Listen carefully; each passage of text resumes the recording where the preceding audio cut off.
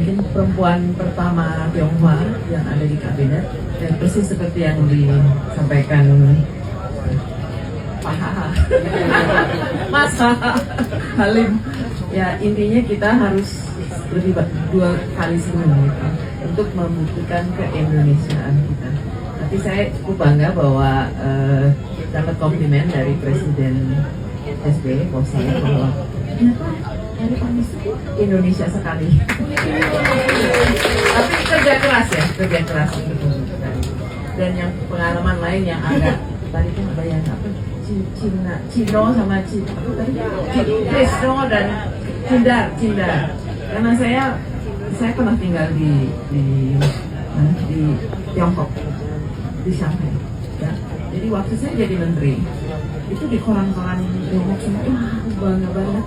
Saya pakai nama saya, Fong Huilan. Dan selama saya jadi menteri, kalau saya ke China, state visit, yang ditaruh itu nama Chinese saya, bukan Mari Pangestu, Fong Huilan.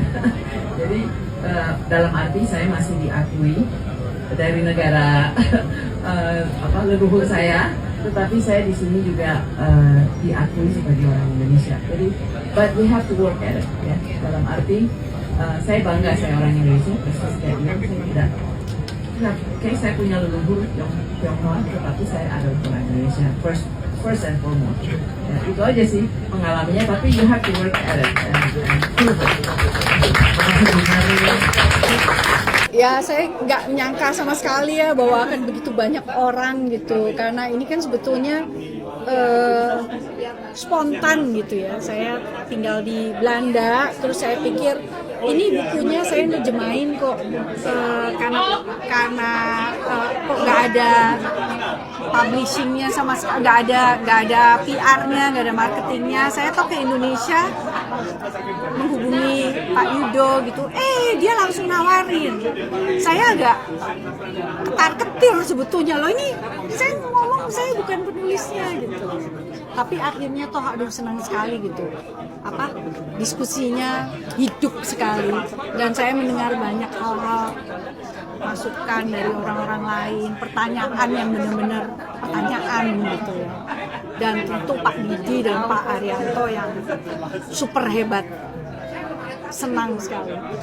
Wah, hari ini luar biasa ya, saya sendiri sangat kaget ya, sampai membludak ya, betul-betul membludak.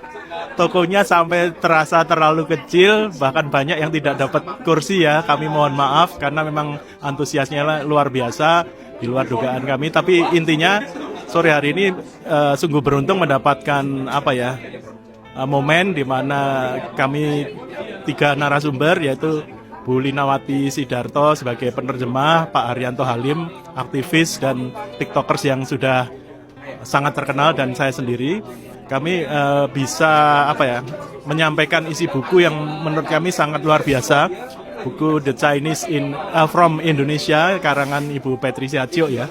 Menurut saya buku ini perlu dibaca, dan memang lebih lanjut dari itu perlu dipelajari lebih lanjut apa yang sudah terjadi di masa lalu, dan semoga tidak terulang lagi di masa depan ya.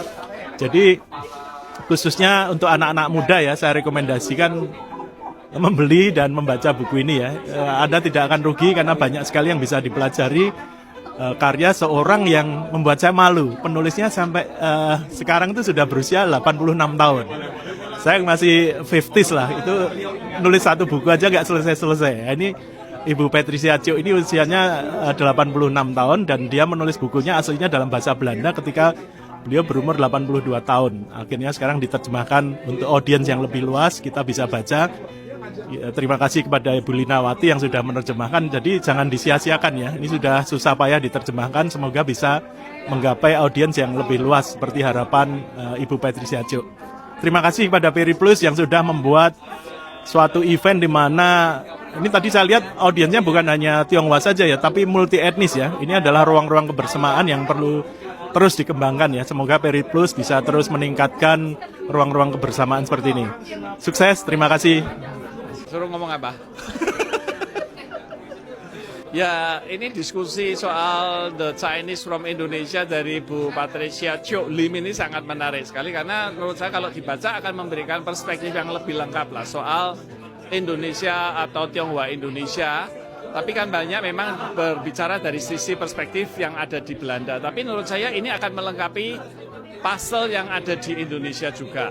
Dan endingnya juga menurut saya apapun Chinese kita bukan dibatasi oleh wajah ataupun oleh ritual ataupun oleh etnisitas kita, tapi bagaimana kita sebagai Chinese Indonesia bisa berbuat banyak untuk Indonesia itu sendiri. Seperti tadi siang saya barusan ketemu seorang teman, Bu Lilian namanya, dia mengelola namanya Luminari Domus, sekolah di tempat pembuangan akhir. Sekolah untuk anak-anak pemulung. Menurut saya luar biasa. Dia seorang Tionghoa, nggak banyak bicara, membuktikan nyata, dan anak-anak pemulung itu sudah ada yang kuliah, sudah ada yang lulus dari UI, sudah ada yang bekerja di perusahaan yang cukup besar. Nah, ini menurut saya the Chinese of Indonesia.